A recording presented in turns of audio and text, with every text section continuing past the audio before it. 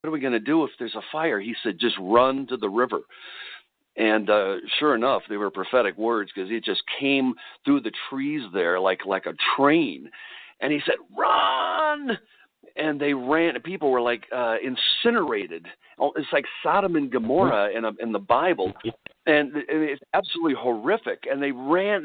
He had to just go in the water, completely submerged in the river to have any hope of living. And then you stayed underwater. You can just put your lips above the water for a second, get some air, and go back underwater. And we're talking for 4, 5, 6 hours. And he did that, and he just couldn't take it anymore. After hours, he came up to try to help people.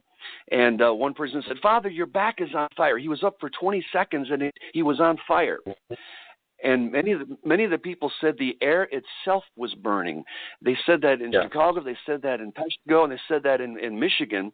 It was very, very unusual. There's something about this fire that seemed to be propagated through the air, and it was like balloons of gas. And that's one of the reasons that it's possible of the theory of a comet that came over and dispersed with this air. That's why we get into it in the Peshtigo paradigm. Right. There was one story there's one story that kind of stood out. When I was in Peshtigo, I went to the museum and talked to a lot of volunteers there, and the fire cemetery is right next to the museum, and that there's a mass grave. Obviously, not everyone could be identified, but the ones that were identified, there were stories associated with each one of the headstones, and it was fascinating that there were stories about these blobs that were like in the air, and they would someone described them as being black actually, and whether or not these were like I don't know what it was, but there were more than one person talking about them. You'd see a person in an open field, and this black thing would hover above them, and then the person would instantly ignite into flames. So whatever this was, something superheated. There was a story about this guy's family is all buried in the cemetery.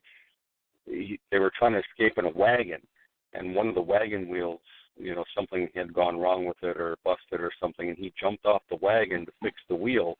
And once he fixed the wheel, he went to get back up on the wagon, and his entire family was incinerated, except for him. So it was just really kind of off the wall. I mean, you guys are really telling it because it's not a story of people dying of smoke inhalation, although I'm sure that happened. This is a story of people actually catching on fire and dying. Yes. Right. And also, this they call it Peshtigo, but it was actually that was like the center of it. And the governor of Wisconsin at the time had fought in the Civil War. His name eludes me at the moment, but he quickly heard about the Chicago fires. Chicago took all the news, and he quickly got to Chicago as fast as he could to try to help out with a crew of men. And he said, pack up, get a train full of supplies, and send it down, and I'll meet you down there. Well, while the train was being packed up with supplies, his wife heard about Peshtigo, and he was already gone. And she commandeered the train and stopped it. Said, "Forget about Chicago. Turn that around. We need it here. And tell my husband to come back." And she just ran the whole thing as his wife, and everybody was grateful for that because the news they didn't realize that Peshtigo got it so bad. And what the amazing thing is, it's nearly the same minute. I mean, I did a lot of looking into it. The best we can tell, October 8th, around 9:15, and that's right about the time within the 15, 20 minutes that it started there. And it's a little bit more ambiguous in Michigan, but it's like the same night as well. And that's highly suspect and of the coincidence of these three fires of a triangle the same night. Yeah, it's really bizarre. Yeah. I guess with regards to Chicago or anywhere else, talk a little bit about the architecture and things like that got wiped out, in the face of the fire. Ray, go ahead. Well, I mean, you had all sorts of buildings that were considered fireproof at the time, including the Palmer House. So, I mean, this fire was people didn't really understand how hot this fire was. You had buildings that had stone facades that just became rubble. You had molten just to give you an idea, there was a hardware store close to where the Chicago History Museum is now, and they have a metal blob that is sitting in the back of the Chicago History Museum that was just what used to be the inside of a hardware store. Basically, it was all the nails and all the hardware that had been melted into one single glob of molten metal. So, and they were thinking about moving it inside of the Chicago History Museum, but they said it would be so heavy that it would crash through the floor. So it's just sitting in a bush outside the Chicago History Museum. And you have some of these things all over the city that are still remind you of the fire. They have one at Oakwood Cemetery. And so nothing was really spared. There was no quote-unquote fireproof building. I mean, the water tower survived, the water tower just being a large standpipe that would help regulate the water that was being pumped from the pumping station. But it was kind of strange. There were a couple buildings that made it through for some reason. You know, it's kind of like when you see a tornado go through an area. You know, you have all this devastation, and all of a sudden you have this building that's sitting there untouched. It was kind of the same way. But for the most part, it was total devastation. Wherever this fire went, it didn't matter what this building was made out of. It became rubble, including the courthouse. I mean, probably the courthouse is probably the one building that probably withstood it the best, but you could actually make it out in the photographs about what it was. But when you see these photographs of the entire city, it's, you know, the stuff is barely recognizable. So regardless of the architecture, I mean, there were a lot of wooden buildings, obviously, but even the cement, stone, granite buildings were still turned into rubble. So, you know, you brought up the courthouse, and I just wanted you to, and this is perfect for you, Ray, especially. I mean, originally they were just like, they didn't really do anything with the prisoners, and then they evacuated. Maybe you could elaborate a little bit more on that story. Right. Well, pretty much they weren't. I mean, they pretty much felt safe. Like most people in Chicago, they were kind of used to fires because they had 2 a day. And like John was saying, that was kind of like their entertainment to go out and watch the fire department fight a fire. So there really wasn't a lot of concern at first, but then it was, you know, you had all these people in the jails that were in the basement of the courthouse, basically. And it was one of the turnkeys, you know, and the sheriff that just said, you know what, we just got to let these guys out. I mean, they're going to die if we don't let them out. So basically, they just released everyone from the jail, just let them out during the fire. I don't know if there's any stats on exactly how many of them they got back. They probably weren't too concerned about that once they realized that their entire city was pretty much gone. But at least someone thought of that. You know, I'm glad someone visited the back courthouse and leave these prisoners in there. There is a little funny story about that. The mayor did say go let them out, but I think the hardcore murderers, he had them transferred somewhere. He said let the rest of them out. And the moment they ran out to freedom, there is a story I read in one of my Chicago Fire books that there would happen to be one of the carriages going by. They were stuck in the traffic, the chaos, everybody trying to grab their merchandise and their belongings and escape, and they couldn't get through, just like Chicago traffic is that we know like today. Just imagine during the chaos of the fire. And I don't know if it was from not Marshall Fields, I don't know where it was from, one of the department stores, all kinds of clothing and expensive items in it. And the proprietor supposedly said, right at the moment these prisoners got out, go on, help yourself, take anything you want. I can't get through. And then so these prisoners were in big luck. They got released and they got free items and clothing. And of course, we don't know if they lived. No, that's about it. We don't. You know, technically, this was actually the perfect scenario for somebody to start over, too. I mean, somebody's married, they don't really want to be in that situation anymore. They could just disappear into the abyss. Exactly. Yeah. And I'm sure that happens a lot because, I mean, according to the stats, only about 300 or so people were killed in that fire, and I find that highly suspect, you know, given the ferocity and the speed that fire moved.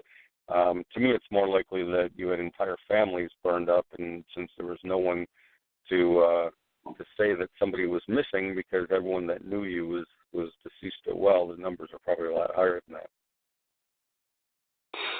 One more thing on the architecture. The Crosby's Opera House was this huge building. I don't have the exact address. Maybe Ray can jump in. It was closed for the summer of 1871. They had extensive remodeling, and they spent a lot of money on it. And the grand opening was set for Monday, October the 9th, 1871.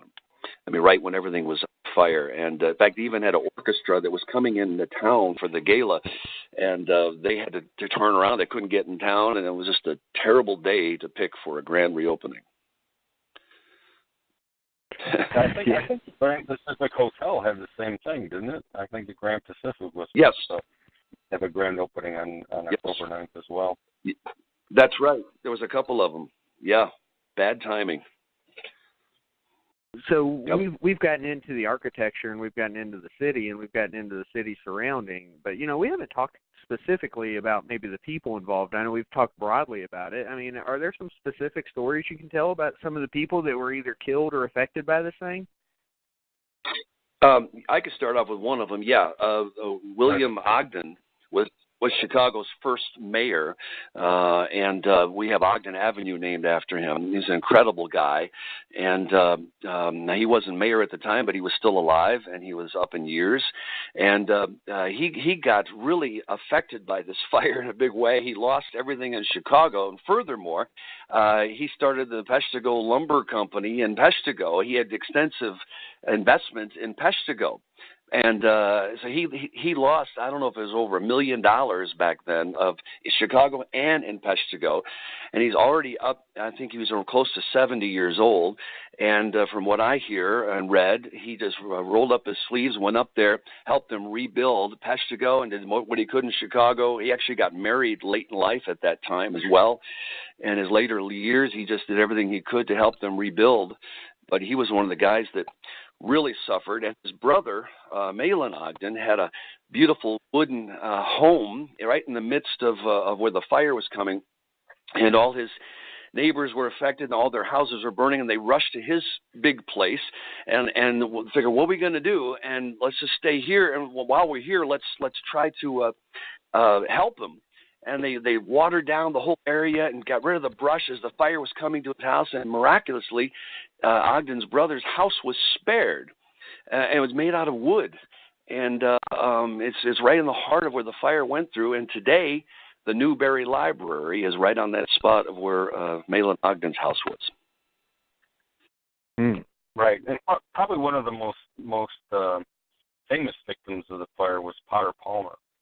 And so you had Potter Palmer, who started a general merchandise store years before the fire, and kind of worked his way up, and then it was kind of a weird story. He was in his 30s, and in his general store, and a 13-year-old girl walked in with her family, and it was Bertha Onroy and her family, and in his 30s, he knew somehow that he was going to marry this 13-year-old. He didn't marry her when she was 13, obviously, but he when she turned of age, he asked her to date him, and she kind of turned him down a couple times. And then he started making more money, and she still didn't want to date him. And at one point he said, how about if I build you a hotel?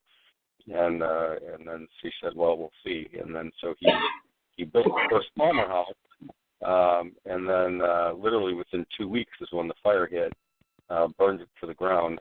And luckily the architect of the Palmer House had buried the plans underneath the clay of the base of the building, and so when the Palmer House went down, the architectural plans were saved. And then he had approached his wife and said, "Well, I guess you're not gonna stay with me anymore now that I've lost everything." And she goes, "No, you still owe me a hotel." And so he went back east, and just with his name alone, he was able to secure $1 million loan, and came back and rebuilt the Palmer House, and actually built it. It was kind of funny. It was I believe a 10-story hotel, and he had promised these people that had loaned him the money that he would repay them in a certain amount of time.